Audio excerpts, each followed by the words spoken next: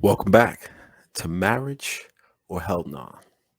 First of all, before I get going, I want to say, thank you guys so much. We just passed 300 subscribers. I've only been doing this probably for about 2 or 3 months, but it goes to show that the message is loud and clear. Us men, we need to stand up for ourselves and keep educating our brothers to avoid certain pitfalls that we know are kind of holding us back. So, the video I have for you today, I'm going to tell you guys straight up front. This is a crazy video. This video is so beyond crazy. I don't even know how to describe it. What do I mean by that? By previous video, I talked about a woman who was on Kevin Samuel's show. And we call that woman, 99% of men call that woman the worst woman on the face of the earth. Gentlemen, the woman I have for you guys today, when I talk about marriage or hell no, that woman from Monday night on Kevin Samuel's show is now the second worst woman compared to this woman. And this one's hot and heavy. I'm going to try to play the video and not stop it too much, but I want you to know two things before we get going. One, this is the manosphere. So what that means is you'll slowly start to realize that we are all we have. The second thing I want you to remember is that no matter what happens, it's always the man's fault. This video is from outside of the community, but we need to share it with every man on the face of this earth. So without further ado, let's get going into the video.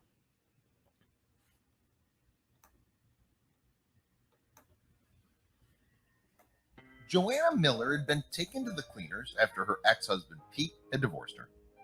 Joanna had been cheating on him with multiple men and had quite the name for herself around Seattle. So you heard that, and I'm stopping it right there that quick. We are only 9 seconds in.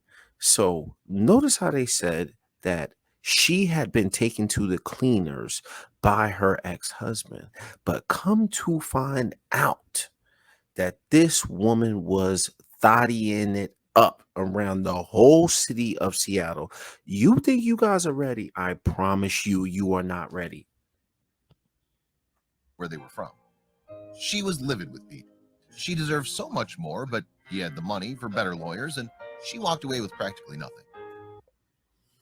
So already 18 seconds in, we come to find out she's an extremely promiscuous woman, a woman which you guys have no idea about.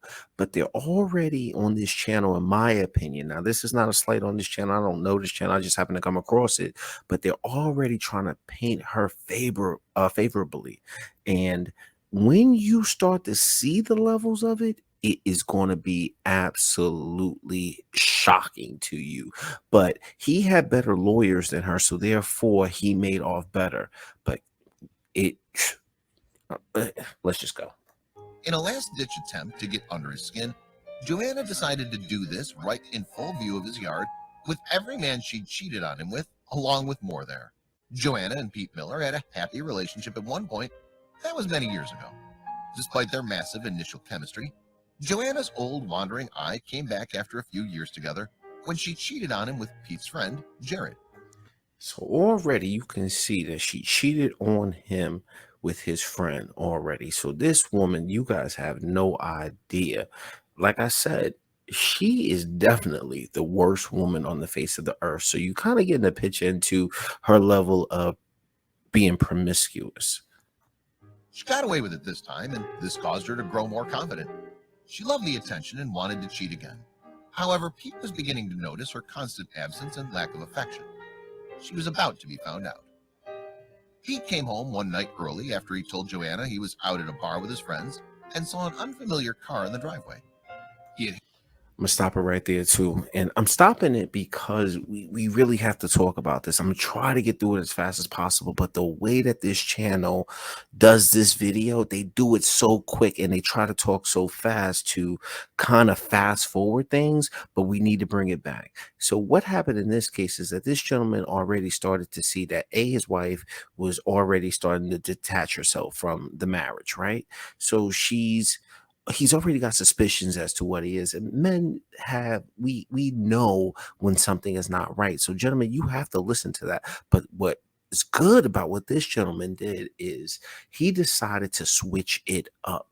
Oftentimes women know a man's schedule. They know how long we're going to be at work. It could be 10 to 12 hours, or it could even be longer than that, depending on your commuting time. So when you're dealing with a woman and you start to get these ideas, you need to practice a level of being unpredictable. What that means is if you get home at 7, you need to magically appear at 3 o'clock, at least sometimes, so that way it keeps them off guard.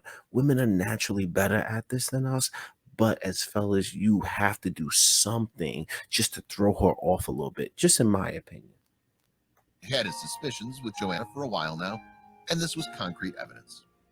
He stormed into the house and into their bedroom where he saw Joanna closing the window. "You had a man in here. Whose car in the driveway?" roared Pete. "You're crazy. Wow, listen to yourself.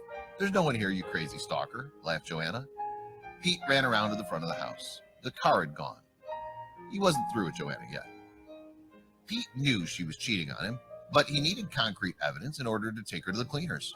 He knew Joanna had no self-control, so it was only a matter of time. One night, Now, you can see Pete is smart. He knows that this woman is just extra promiscuous. I mean, next level type promiscuous. But something good happened there where he said that he knew she couldn't control herself. So fellas, what this means is a lot of times when you try to go to your woman and be like, "Oh man, I know you're cheating," and you're gonna stop your day and stop being productive just to kind of figure out what the hell she's gonna do and try to guess her next move.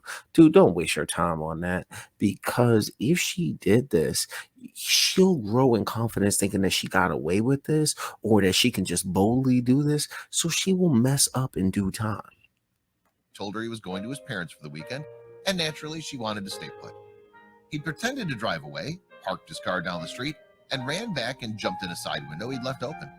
Sure enough, he heard a car pull in, the door opened, and a strange man's voice. Then noises he didn't want to hear. This was his chance.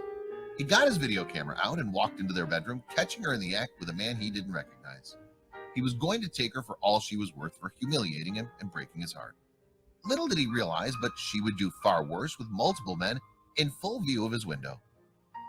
Pete had to confront her about her actions. She had nowhere to hide anymore. He asked her why she had done what she did, and she simply replied that, Now, this is just my opinion. I'm going to state this for the record.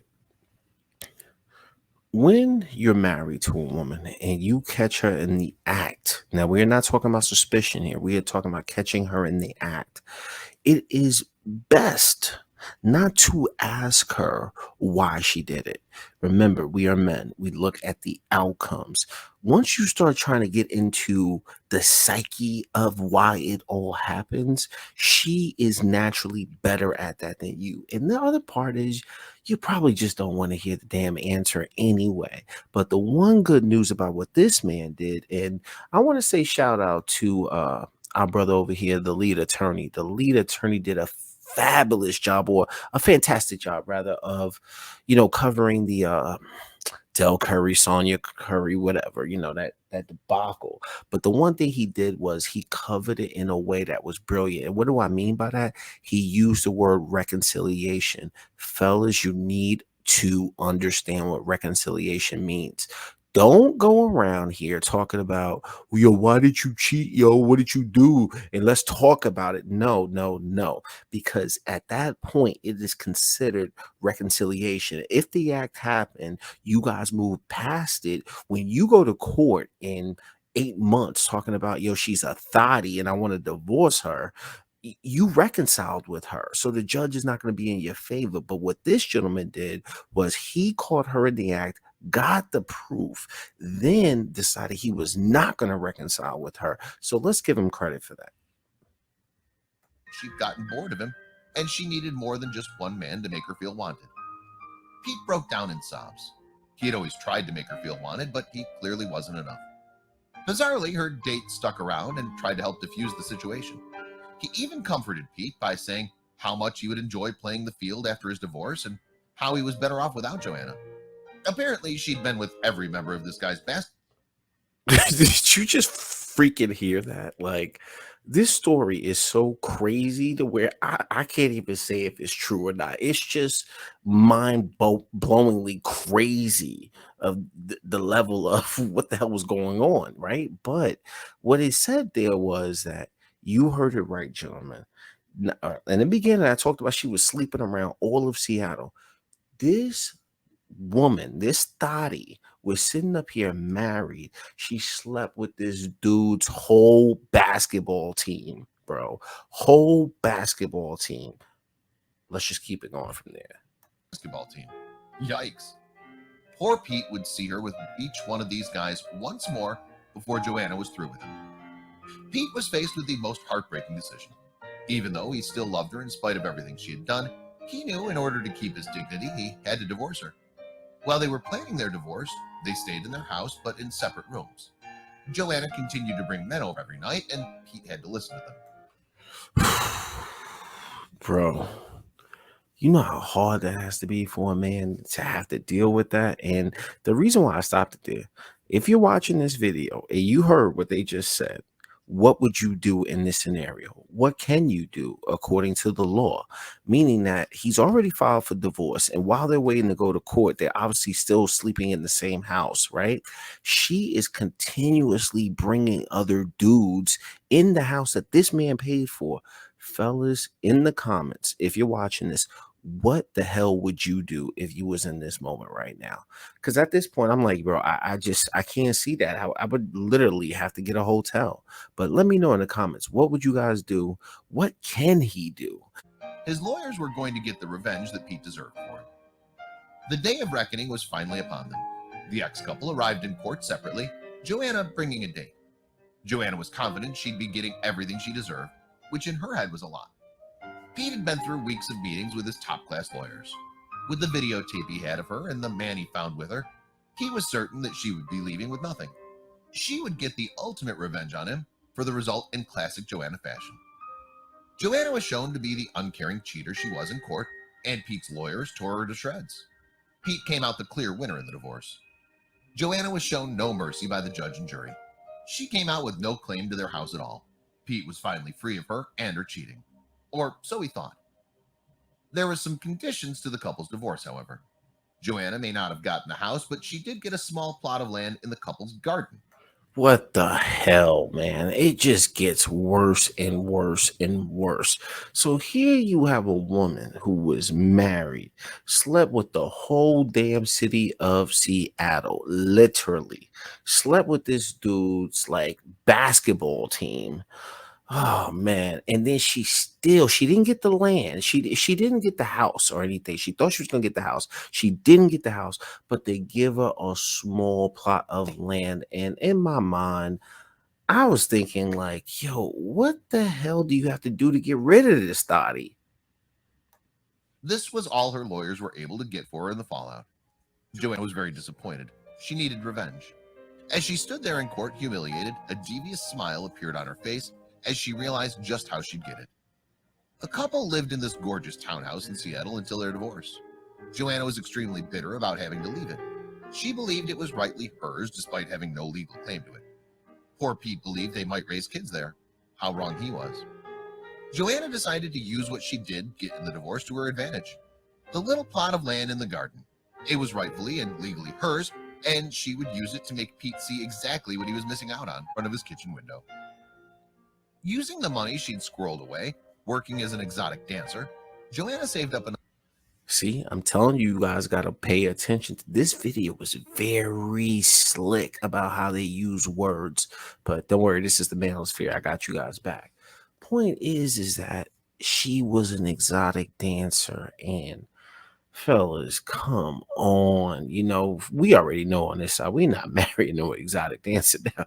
We can have some fun, but marrying an exotic dancer, you know, that sounds like that dude who decided to marry Mia Khalifa. Like, you know, whatever she does or whatever, you know. But at the end of the day, you can't wife that up in hopes that you're gonna get this erotic experience with her absolutely every night. She's not gonna be that person at the end of every night. And at the end of the day, you can't be with a woman like that because there is absolutely no no soul pairing, no bonding that's going to happen with her because her body has just been used and abused. It's got no body memory absolutely at all because it's been with the whole damn town.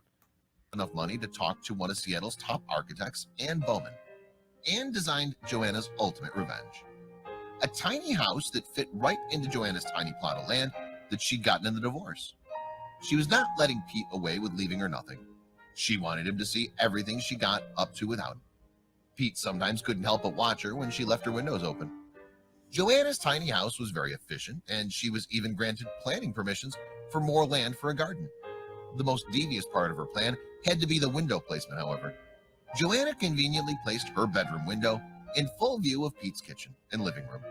She loved nothing more than catching a glimpse of him staring in at her while she had fun with men in her bedroom.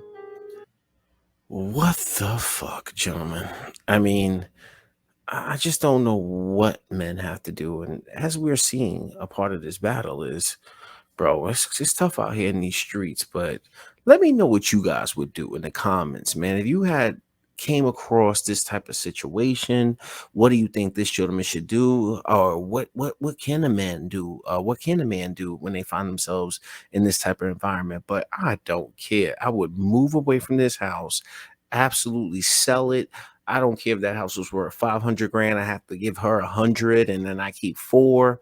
He just needs to get the hell away from her. But until the next time, fellas, I'm telling you, it's rough out here in these streets when you're dealing with certain people. But remember what I said in the beginning. No matter what you fellas do, just remember when you're on your road, everything is your fault. Marriage or hell nah, this thotty, just get this thotty out of here, bro. Till the next time, I'm out. Peace.